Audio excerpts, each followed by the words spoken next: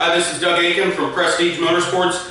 I'm going to do just a quick video and demonstration on kind of the exhaust system that we use on the engines that are on the dyno versus the exhaust system and or header or extractors that would be used in a vehicle application. We've seen several times many customers or clients, having slight tune-up issues once it's in the vehicle, and or the misconception that once the engine's on the dyno that it is perfectly tuned for your vehicle, and that is very incorrect. Now, we have a specific tune-up and requirement that we meet within the dyno room, but there's several things that we need to look at that do come into play when this engine is now going to be stuck into a particular vehicle, whether it be, let's say, a Mustang, where we've got like a 68 Mustang, we've got strut towers that are very close. So what you're going to notice, I'll show you the details on how that header's built and why that's going to affect the tune-up on the carburetor, and of course also underhood temperatures, air intake systems, and or air filters that would be used.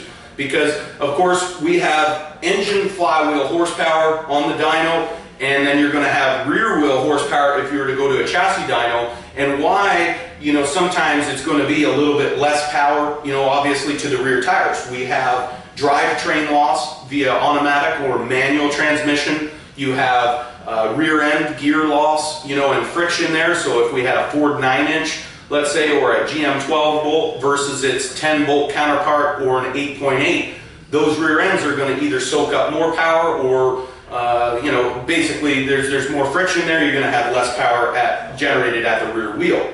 Same thing would be as if you had brakes dragging, that sort of thing. The main reason for this video, though, is how your exhaust system and air intake system is going to affect the tune-up in the car, and why we recommend that every engine that we sell that comes dyno tuned and tested, once it's off the engine dyno, we have specifically set the distributor timing. We ask you to double check that, so that way you know what it is and you verified our setting.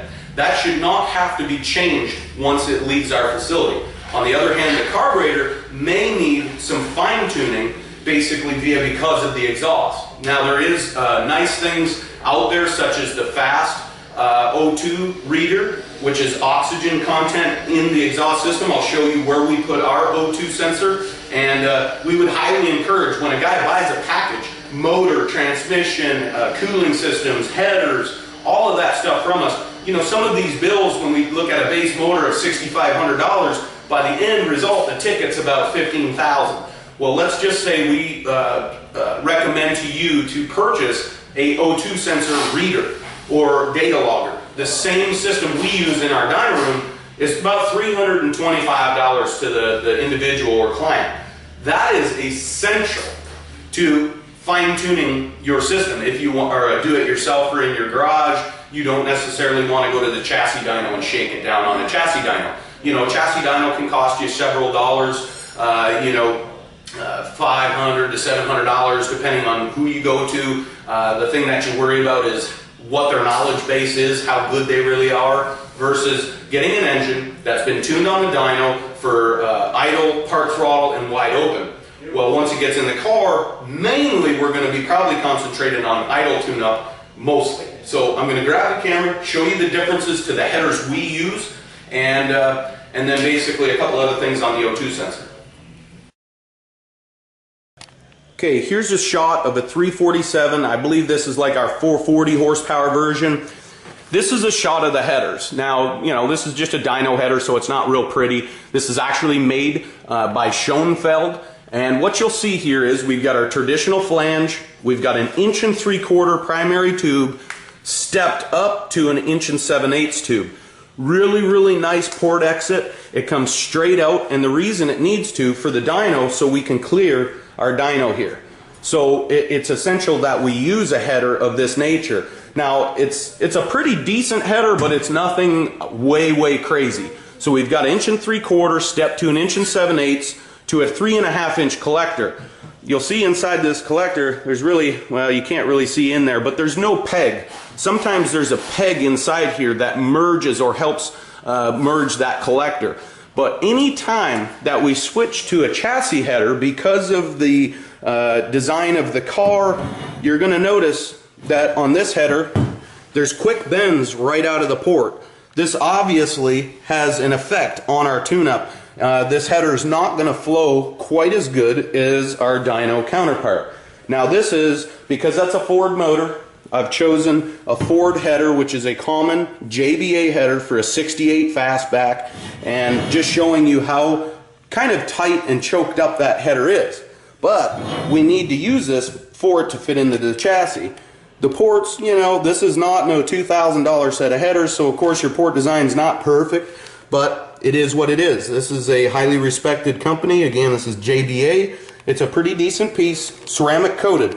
But now, where we get to this merge, and this just so happens to be a short tube header, we get to the merge, and look at our collector. Although, see, this one's got a peg, you'll notice it's kind of crooked, but that's, you know, I mean, you get what you pay for. So, but this collector essentially is getting pretty choked up versus what we've dynoed it with, pretty free flowing. If we could run this on the dyno, we would, but we just run into problems with basically fitting it into, you know, our distance here that we have. And this is true for any company that dynos a motor, is going to dyno it with a set of dyno headers. And of course, it's probably going to achieve a little bit better power results than, you know, what you're going to use for a chassis header. The main moral to this video is that your engine will need to be fine-tuned for the exhaust system. Now I'm going to give a few different things or insight. Is one of the reasons we prefer to sell you the pulley system is for that very reason. Of course, for tune-up reasons. The AC compressor is not going to be engaged because we don't have the AC system, but at least we can check proper belt tracking. The alternator, on the other hand, is going to have a power wire that is going to actually charge the battery on the dyno, and of course the water pump here is going to be loaded because it's moving water through the engine. So our tune-up and our power results are as such with the front pulley system installed, which is a good thing. And we're not only testing the alternator and we're applying load to the engine with that, but we're also testing the alternator for its proper output too. So, you know, this engine, let's just say it's going overseas to Australia, New Zealand. We need to make sure that this in fact is properly set up, that most, you know, all the components are working properly, and get the closest tune-up we possibly can for the customer to be able to fire it off in the car. Now, once it's fired off, we're going to obviously have to fine-tune the combination to either a chassis header as such. Now, in various instances, we found with side exhaust systems similar to these headers, they look very free-flowing, sweeping. Let's just say a T-bucket or a Roadster header. Sanderson is a very well-known company for building those types of side exhaust systems. The problem with their header is that down in the bottom here, they're going to have a perforated cone, and then usually the side pipe has a type of glass packing in it. They're very, very restrictive, and the more motor you purchase, so to speak, meaning more horsepower, more camshaft, is going to be more picky on the exhaust system that you're going to be using. So in some cases, they get so choked up, more or less have a potato jammed up the exhaust pipe, that you cannot get the engine to run properly. Now, at given points like that, what a customer's response and or complaint's going to be is that the engine shakes and or vibrates or feels out of balance. But what that's telling you is basically that the exhaust system is so choked up that the carburetor tune-up is so far out and probably is not going to be able to be achieved because achieving a good tune-up because we're just so choked up on the exhaust side. And this needs to be taken into very, very close consideration when you're installing this in the vehicle. This is kind of why we do supply headers, cooling systems, exhaust systems for the vehicles as a total package, because we know that what kind of works and what doesn't. I wouldn't sell you a set of headers that are completely choked up to where the engine would not run at all.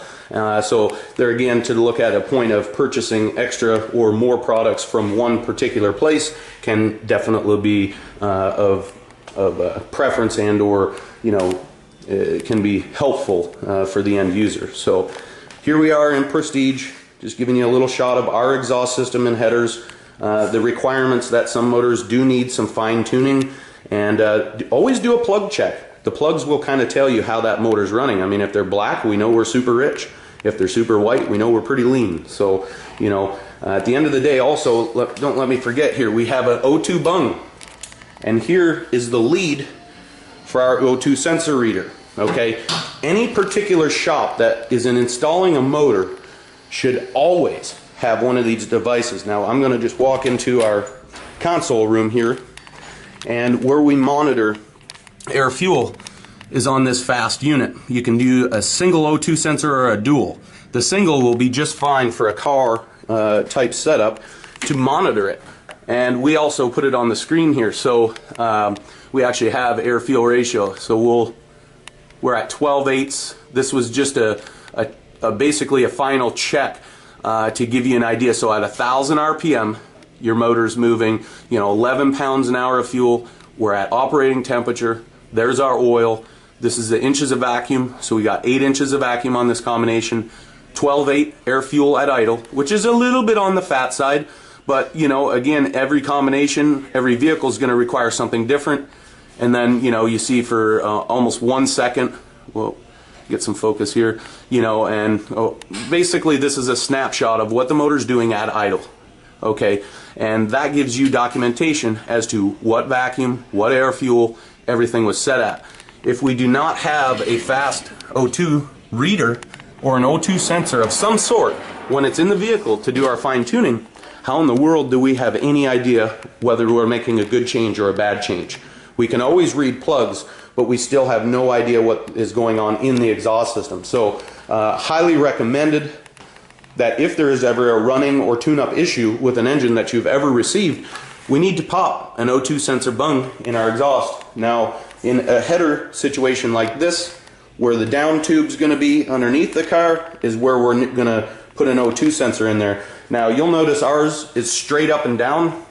Most likely in the car configuration, it's going to have to come in from the side because the floorboard's here.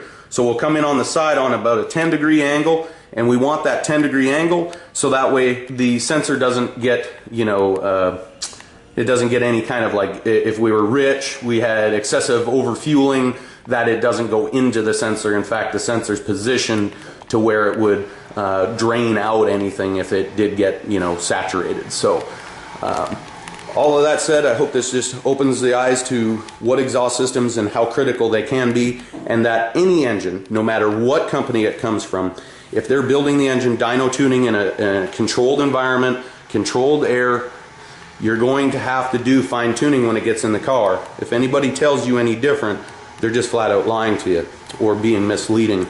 The engine should always, if you've got the distributor wired correctly to your ignition box, the carburetor's put on, you have correct fuel pressure. Basically, we have water, oil, fuel, and ignition. That engine should fire off almost immediately. If it does not, you've got something else incorrect, and you need to kind of just go back over your initial installation procedure and double check it. You can always call us, Prestige Motorsports, 704-782-7170. Thanks for watching.